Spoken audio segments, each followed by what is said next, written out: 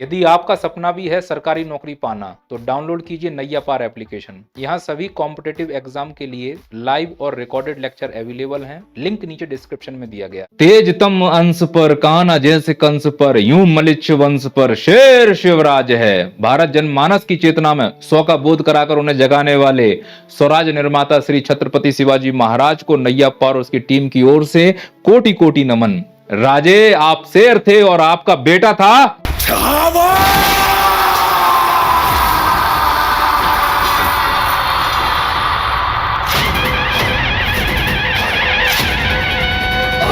स्वराज के लिए श्री छत्रपति शिवाजी महाराज ने, श्री संभाजी ने जो भी किया है उसे भूला नहीं जा सकता। आप वो याद रखें, इसीलिए छावा मूवी बनाई गई है, एक सच्चे वीर हिंदू योद्धा की कहानी, जिसमें मुगलों का घिनौनापन भी आपको देखने को मिलेगा। मैं जानता हूं इस वीडियो में कई हेटर्स कमेंट भी कर सकते हैं।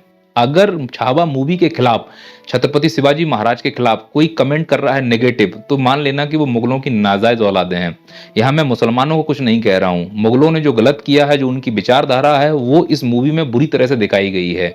आप किसी योद्धा को हरा सकते हैं, लेकिन उसको इस प्रकार से बेइज्जत किया गया है मूवी में, जो दिखाया गया है। और हकीकत में जो औरंगजेब ने किया था श्री संभाजी के साथ, वो तो और ज्यादा था, मूवी में पूरा नहीं दिखा पाए। लेकिन मूवी देख के एक बात समझ में आई कि बहुत ही घटिया प्रकृति का इंसान था, जिसका नाम था औरंगजेब। और दुर्भाग्य देखो इस देश का कि उसके नाम पर यहाँ पर रोड़ों के नाम भी रखे जा रहे हैं। तो मैं तो सरकार से गुजारिश करता हूं कि जहां जहां औरंगजेब नाम का शब्द है, उस नाम को हटा दिया जाए। मेरी सरकार से यही दरखास्त है। ऐसे घटिया सोच वाले व्यक्ति के नाम पर किसी भी सड़क या मोन्यूमेंट का नाम नहीं होना चाहिए। स्वराज के लिए श्री छत्रपति शिवाजी महाराज ने, श्री संभाजी ने जो भी किया है उसे भूला नहीं जा सकता। आप वो याद रखें, इसीलिए छावा मूवी बनाई गई है, एक सच्चे वीर हिंदू योद्धा की कहानी, जिसमें मुगलों का घिनौनापन भी आपको देखने को मिलेगा। मैं जानता हूं इस वीडियो में कई हेटर्स कमेंट भी कर सकते हैं। अगर छावा मूवी के खिलाफ, छत्रपति शिवाजी महाराज के खिलाफ कोई कमेंट कर रहा है नेगेटिव, तो मान लेना कि वो मुगलों की नाजायज औलादे हैं। यहां मैं मुसलमानों को कुछ नहीं कह रहा हूं। मुगलों ने जो गलत किया है, जो उनकी विचारधारा है, वो इस मूवी में बुरी तरह से दिखाई गई है। आप किसी योद्धा को हरा सकते हैं, लेकिन उसको इस प्रकार से बेइज्जत किया गया है मूवी में, जो दिखाया गया है। और हकीकत में जो औरंगजेब ने किया था श्री संभाजी के साथ, वो तो और ज्यादा था, मूवी में पूरा नहीं दिखा पाए। लेकिन मूवी देख के एक बात समझ में आई कि बहुत ही घटिया प्रकृति का इंसान था, जिसका नाम था औरंगजेब। और दुर्भाग्य देखो इस देश का कि उसके नाम पर यहाँ पर रोड़ों के नाम भी रखे जा रहे हैं। तो मैं तो सरकार से गुजारिश करता हूं कि जहां जहां औरंगजेब नाम का शब्द है, उस नाम को हटा दिया जाए। मेरी सरकार से यही दरखास्त है। ऐसे घटिया सोच वाले व्यक्ति के नाम पर किसी भी सड़क या मोन्यूमेंट का नाम नहीं होना चाहिए। अब इसमें से हो सकता है कुछ लोगों ये कमेंट कर दें कि फिल्म में दिखाई गई कहानी झूठी और काल्पनिक है। तो बस इतना कहूंगा कि भले ही हम गुलामी से आजादी पा गए हों, लेकिन भारत आज भी मानसिक और आर्थिक रूप से गुलाम है। अब मानसिक गुलामी का तो इन लोगों का कुछ कर नहीं सकता, आर्थिक गुलामी अगर दूर करनी है तो उसके लिए सलाह दे सकता हूं। देखिए, भारत में निश्चित तौर पर बेरोजगारी है, और सभी सरकारों के हाथ में, चाहे केंद्र की हो या राज्यों की हो, पूरी तरह से बेरोजगारी खत्म करना उनके बस की बात नहीं है। इस देश में इस समय जो अमृतकाल चल रहा है, केवल उन्हीं को रोजगार मिलेगा जो स्किल्ड हैं। जैसे कि आर्टिफिशियल इंटेलिजेंस, इसकी स्किल सीख लो तो आपको रोजगार मिल जाएगा। और सबसे अच्छा है शेयर मार्केट का स्किल सीख लो। यह कोई जुआ नहीं है, भारत सरकार इसको मान्यता देता है, सेबी रजिस्टर्ड ये संस्था है। यानी कि सरकार चाहती है कि लोग इसमें स्किल सीखें और इस स्किल के जरिए वो अपना रोजगार कमाएं। अब इसमें से कुछ लोग जो ये भी कमेंट कर सकते हैं, जो अपने आप को बुद्धिमान समझते हैं, कि मुगलों और मराठों में क्या अंतर था। भाई, क्या अंतर था देखना है तो एक क्लिप देख ले। उनसे हाथ मिला लो, मुगलों की तरफ आ जाओ, जिंदगी बदल जाएगी। बस तुम्हें अपना धर्म बदलना होगा।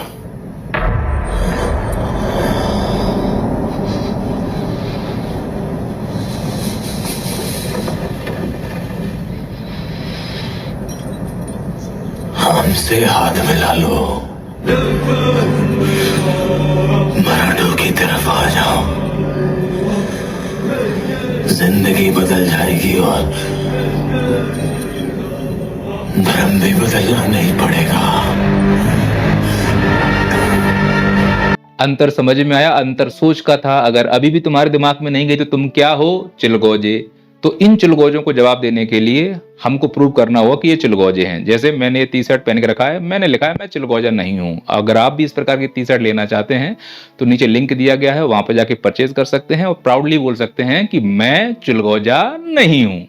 अब इसमें से एक प्रश्न और आएगा कि सर जो इतिहासकार औरंगजेब के बारे में बताते हैं, मिली-जुली कहानियां सुनने को मिलती है। कोई बोलता है औरंगजेब अच्छा था, कोई बोलता है औरंगजेब बुरा था। स्पष्ट रूप से अगर दोनों निष्कर्ष निकाल कर देखें तो वो एक निहायती कमीना शासक हुआ करता था, इसमें कोई दो राय नहीं है। उसकी कुछ अच्छाइयों के आधार पर उसकी बुराइयों को नहीं ढका जा सकता, पर वो ऐसा क्यों था इस पर बात की जा सकती है। उस समय की जनता की ये डिमांड रही होगी कि कोई कट्टर मुस्लिम शासक आए, क्योंकि उससे पहले जो शासक थे जैसे कि दारा सिकों उसका भाई था, वो लिबरल था। मतलब उस समय जो मुस्लिम समाज था, जो उलेमा थे, वो चाहते थे कि ऐसा शासक बैठे जो पूरी तरह से कट्टर हो। और निश्चित तौर पर औरंगजेब 5 टाइम का नमाजी था, तो ऐसे शासक को बैठाने के लिए जनता भी उसके पक्ष में आ गई। अब जनता उसके पक्ष में बनी रहे, इसके लिए उसको कट्टर होना बहुत जरूरी था, इसलिए उसने कट्टरता का मार्ग अपनाया। पर कट्टरता का मार्ग अपनाने के लिए वैसी सोच भी होनी चाहिए थी, और ऐसी नीच सोच उस व्यक्ति की थी, इसीलिए वो इतना कट्टर मुस्लिम शासक बन पाया। अब उसके विरोध में कोई ऐसा कट्टर हिंदू भी खड़ा होना चाहिए था। अगर कोई कट्टर हिंदू उसके सामने नहीं खड़ा होता तो निश्चित तौर पर आज भारत का कुछ और ही नक्शा होता। उसके लिए श्री छत्रपति शिवाजी महाराज, श्री छत्रपति संभाजी महाराज जैसे वीर योद्धाओं ने जन्म लिया। निश्चित तौर पर उन्होंने भी जो किया वो जनता की मांग के आधार पर ही किया। अगर फिल्म का क्लाइमैक्स, जो छावा मूवी का क्लाइमैक्स है, उसमें दोनों लोगों की विचारधाराएं स्पष्ट रूप से दिखाई देंगी। वो कट्टरता की निहायतीपन पर इसलिए उतरा था क्योंकि जनता चाह रही थी, और श्री छत्रपति संभाजी महाराज अंतिम सांस तक इसलिए डटे रहे क्योंकि उन्हें अपने आने वाली पीढ़ी का उद्धार करना था। वो ब्रेवरी, वो बहादुरी, वो दृढ़ता उनके बच्चों में डालनी थी जो हम लोगों के अंदर आज है। वो सिर्फ इसीलिए क्योंकि छत्रपति शिवाजी महाराज के पुत्र श्री छत्रपति संभाजी महाराज अडिग रहे और उस ढीठ, पापी और निर्लज्ज व्यक्ति के सामने नहीं झुके, और अंतिम समय तक उन्होंने उसकी मांगों को स्वीकार नहीं किया। इसीलिए आज वो महान है। पर दुर्भाग्य इस देश का कि इस प्रकार के नीच व्यक्ति, इसका नाम औरंगजेब था, उसकी कहानियों को हमें किताबों में पढ़ाया गया, उसके बारे में डिटेल में बताया गया, और जो पढ़ना चाहिए था जिन बहादुरी के किस्सों को, उनको छुपा दिया गया, और उन कहानियों के माध्यम से, फिल्मों के माध्यम से आज हम तक आ रही हैं। तो हम भावुक होकर इस प्रकार की बातें कर रहे हैं। अब हो सकता है नीचे कोई कमेंट कर दे कि सर भावनाओं और दिल लगी में इतिहास नहीं लिखे जाते, तो आइए कुछ तर्क की बात भी कर लेते हैं। आपको क्या लग रहा है, औरंगजेब मर गया है? नहीं, औरंगजेब एक विचारधारा थी। एक ऐसी विचारधारा जो दूसरों को सिर्फ झुकाना जानती हो, एक ऐसी विचारधारा जो दूसरों को सिर्फ तोड़ना जानती हो। श्री छत्रपति संभाजी महाराज भी एक विचारधारा थे, एक ऐसी विचारधारा जो मुसीबत के सामने घुटने ना टेके। आज वर्तमान में तुम देखो कितने श्री छत्रपति संभाजी विचारधारा को लेकर घूम रहे हैं, पर औरंगजेब की विचारधारा तुम्हें राजनेताओं में, बड़े बड़े अधिकारियों में मिल जाएगी। किसी भी राजनेता के सामने तुम जाकर देखो, वो चाहता है कि तुम उसके सामने घुटने टेक दो। किसी भी बड़े अधिकारी से मिलकर देखो, वो चाहता है कि तुम उसके सामने झुक जाओ। जब चुनाव आता है ना, जिस प्रकार औरंगजेब ने श्री छत्रपति संभाजी महाराज को लालच दिया था कि मेरे साथ मिल जाओ, तुम्हारी जिंदगी सब अच्छी कर देंगे, ऐसे ही जब चुनाव आता है तो राजनेता आते हैं उसी औरंगजेब की सोच के साथ लेकर, 500 रुपए लेकर मुझे वोट दे दो, मैं तुम्हारे बच्चों को रोजगार दे दूंगा, मैं तुम्हारी गरीबी दूर कर दूंगा। और जो लोग श्री छत्रपति संभाजी महाराज की तरह समझदार और बहादुर नहीं होते हैं, वो ऐसे लालच में आ जाते हैं, और फिर उनकी पुश्तें, उनकी आने वाली नस्लें रोड पर भीख मांगती हैं, बेरोजगारी के लिए फॉर्म भरती घूमती हैं, और 5 किलो अनाज के लिए लाइन में लगती हैं। आप इस चीज को समझने का प्रयास करो। श्री छत्रपति संभाजी महाराज जो करके गए हैं, उस स्वराज्य को हमें अपने आत्म स्वाभिमान में जिंदा रखना है। हमारा स्वाभिमान खत्म हो चुका है। स्वाभिमान खत्म होने का मतलब है स्वराज्य खत्म हो गया है।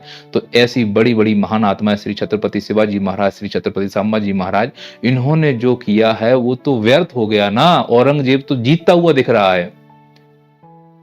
यदि हम सच में श्री छत्रपति संभाजी महाराज के वंशज हैं, श्री छत्रपति शिवाजी महाराज के वंशज हैं, उनकी विचारधारा का थोड़ा सा भी समर्थन करते हैं, तो इसको कट्टरता की तरफ मत ले जाओ, इसको आत्म स्वाभिमान से जोड़कर देखो, और ये प्रण करो कि हम श्री छत्रपति शिवाजी महाराज के वंशज, श्री छत्रपति संभाजी महाराज के वंशज, उनकी विचारधाराओं को आगे ले जाने वाले लोग किसी भी राजनेता, किसी भी अधिकारी से नहीं डरेंगे, किसी भी प्रकार के लालच प्रलोभन में नहीं आएंगे।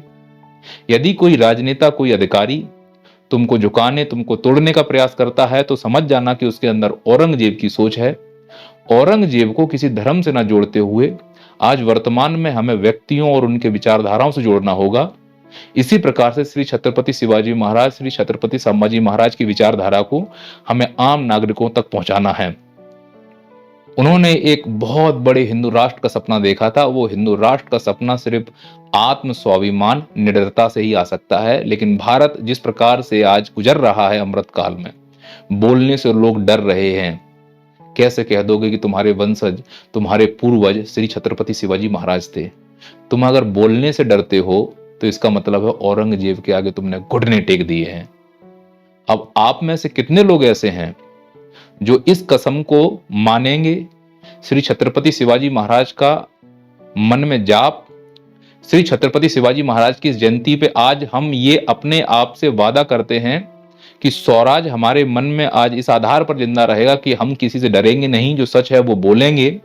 अगर सामने हमें कोई दबाने की कोशिश करेगा तो उसमें हम औरंगजेब ढूंढेंगे, फिर वो चाहे किसी भी धर्म का हो, क्योंकि औरंगजेब का मतलब एक ऐसी विचारधारा जो सामने वाले को घुटने टेकने पर मजबूर करे, और स्वराज का मतलब है ऐसी विचारधारा जो किसी के सामने घुटने ना टेके, फिर वो राजनेता हो या फिर कोई बड़ा अधिकारी या कितना भी बड़ा गुंडा हो। श्री छत्रपति शिवाजी महाराज की जयंती पर एक बार पुनः मैं उन्हें कोटि कोटि नमन करता हूं। मेरा यह वीडियो बनाने का उद्देश्य किसी धर्म समुदाय को ठेस पहुंचाना नहीं है। बात विचारधाराओं की है, विचारधारा की लड़ाई की है।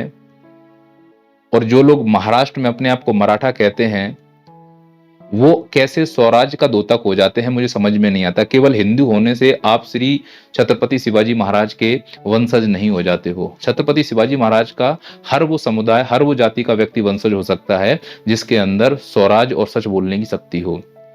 राजे की मूर्ति टूट गई थी महाराष्ट्र में, किसी मराठे ने आवाज उठाई?